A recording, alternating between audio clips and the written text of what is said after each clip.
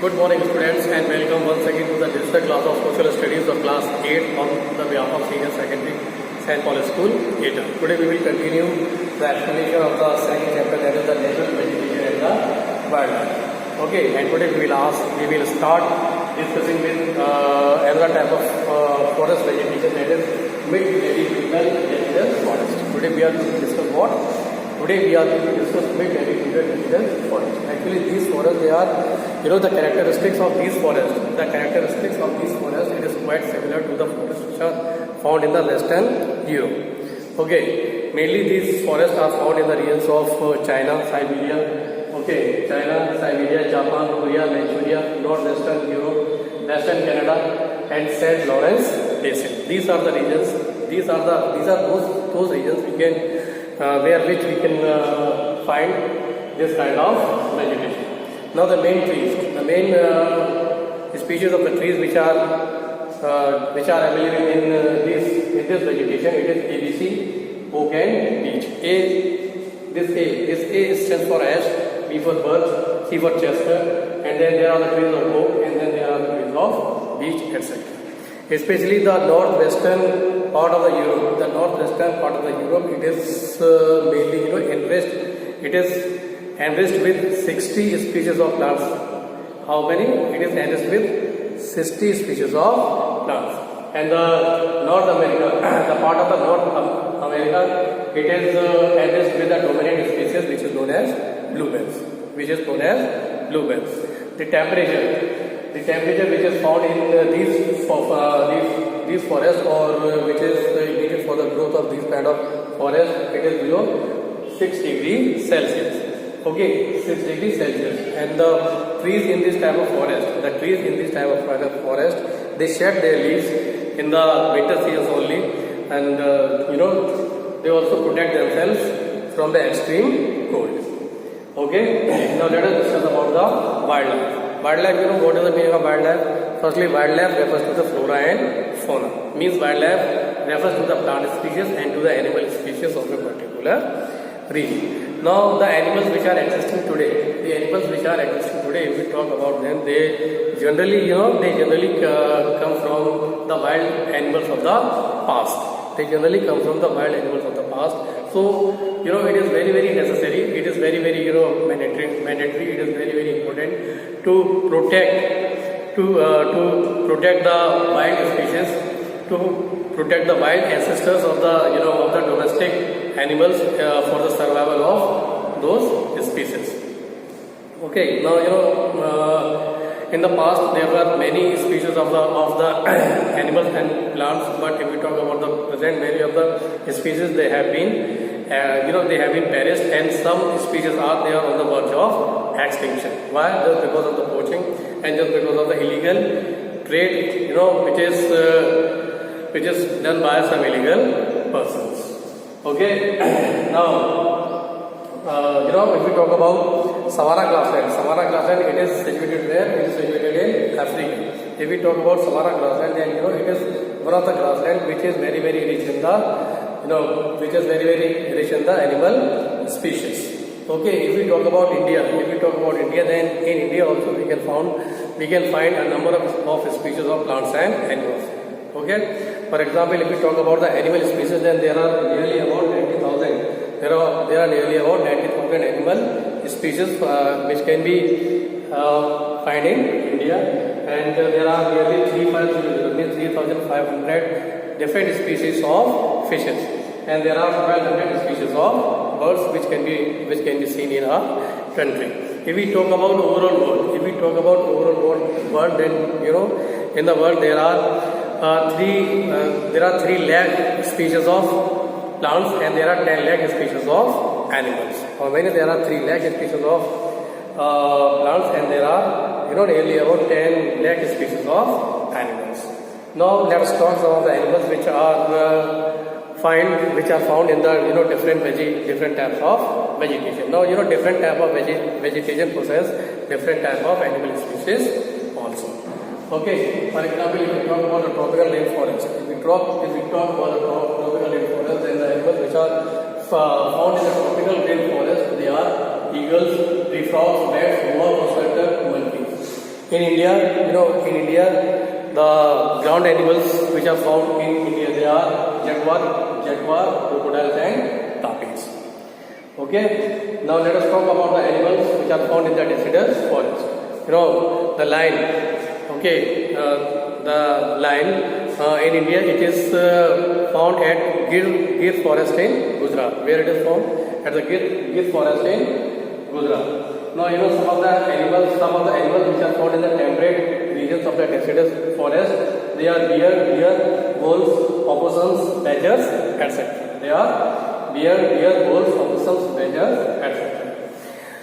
Some of the animals which are found in the desert. Let us talk about the desert animals. The animals which are found in the desert regions, they are fox, wolves, snakes, scorpions, rabbits, camels, etc. Okay, they are fox, wolves, snakes, scorpions, rabbits, camels, etc. So these are the animals which are found in their respective vegetation. Okay. Now let us talk about the definition of the forest and wildlife. The definition of the forest and wildlife. It is said that at least 33% of the land area, at least 33% of the land area, it should be covered with the forest area. I mean, the 33% of the total land area, 33% of the total land area, it should be covered with the forest. It should be covered with the forest to maintain the environmental balance. But this condition has not been seen so far. If we talk about the world forest area, then it has reduced from 33% to 30%. And if we talk about our country, India, then the situation is very, very harsh. Okay, the required criteria is how many? 33%. Now the Indian forest cover has been reduced from 33% to just only 20%. How much? 20%. There are many countries whose forest area has been reduced from 50% to 100%. Okay, from 50% to 100%. Some of the countries with maximum forest cover, some of the countries who lost their maximum forest cover in the recent decade, they are Nigeria, Costa Rica, Thailand, Ecuador, Colombia, Brazil. Okay, they are Nigeria, Costa Rica, Thailand, Ecuador, Colombia, and Brazil. These are those countries which have lost their maximum forest cover in the recent decade. Okay, so the situation is very, very harsh. We should try to plant more and more trees to achieve the target of the 33% forest cover. Now let us discuss the reasons. Which are responsible for the depletion of the animals and the plant species. The number one is the agri-fields. Okay. Most of the part of the forest land has been brought under cultivation by the countries of Brazil and Venezuela. Okay, by the countries of Brazil and Venezuela, and that land has also been used for the purpose of making biogas. Now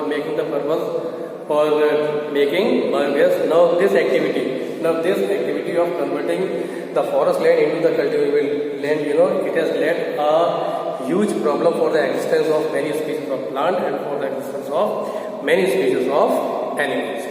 Second reason, for the depletion of the plant species and the animal species is the poaching. Poaching means what? Poaching means the illegal hunting of the animals.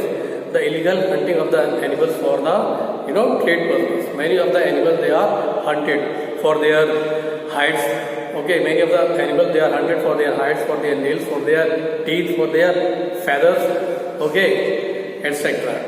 Some of the animals which are hunted for these various purposes. They are crocodile, they are elephant. Okay, then they are tiger, they are rhinoceros, they are deer, they are ostrich, etc. Some of the animals which are hunted just only for amusement, just only for the purpose of entertainment. They are hunted in the parts of savanna, they are hunted in the parts of Himalayas, and they are also hunted in the part of desert of Rajasthan. Okay, so these are the animals which are hunted for different purposes. For the purpose of poaching also, and of course for the purpose of amusement. Some of the animals, they are hunted, for the purpose of getting meat and getting wood. Okay. Now the another reason is the deforestation. The another reason is the deforestation. Now, as you know that the population of the human beings is increasing, at a very rapid speed continuously. Okay, so for their survival, for their survival purpose, a lot of cultivable land is required, and industries are required, and residential areas are required. So to make available all these facilities, ultimately the forests have been cut down on a numerous scale. Now, the other reason is the economic purpose. Economic purpose means many of the species of the trees have been cut down just for meeting the requirement of the industries. For example, paper industry. For making papers, trees are required, and we all are using paper, and the paper are used worldwide. Okay, worldwide. And to make these papers, what are required? It ultimately depends on the trees. So trees are cut down on the large scale.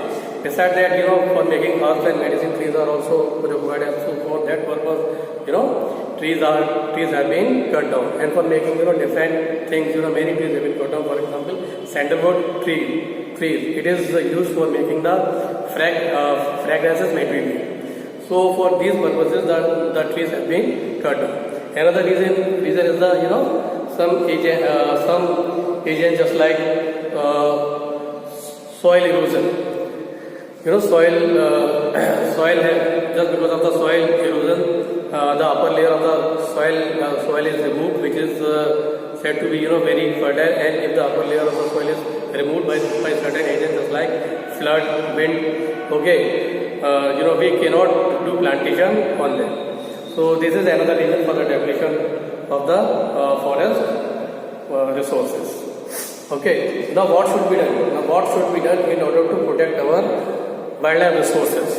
Okay. There are many measures which have been taken for the conservation of the wildlife resources. First, let us talk the first effort which is made by the government, that is the institutional measures. Our government has taken many measures for the protection of the wildlife resources. Our government has made many laws which actually ban the hunting and the poaching of the wild animals. Okay, and the government has also made certain laws which prohibit the cutting of the trees. Besides this, some projects have also been launched. For example, Project Tiger. Project Tiger had been launched in the past for saving the tigers. Now there are just 2,000 or 2,500 tigers which are remaining in our country. So in order to save all these tigers, in the past, one project had been launched by the government, which is known as the Project Tiger. Besides this, 14 bioreserve parks, 90 national parks, and around 500 national parks have been set up by the government just in order to protect the wildlife resources. Now, another thing which can be done is afforestation. Afforestation means we should plant more and more trees. We should plant more and more trees, so that in order to increase the forest cover also, and if the forest is increased, then the number of animals will ultimately be increased. Okay, so this is another step. Now legislation means for cutting down of the trees with proper permission and plans. For cutting down of the trees with proper permission and plans, this legislation has been made by the government.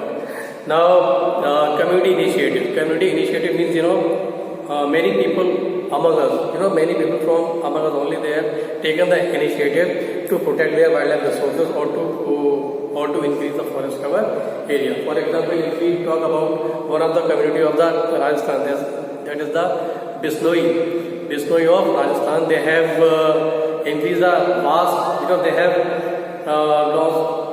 have made a vast area of Rajasthan forest cover.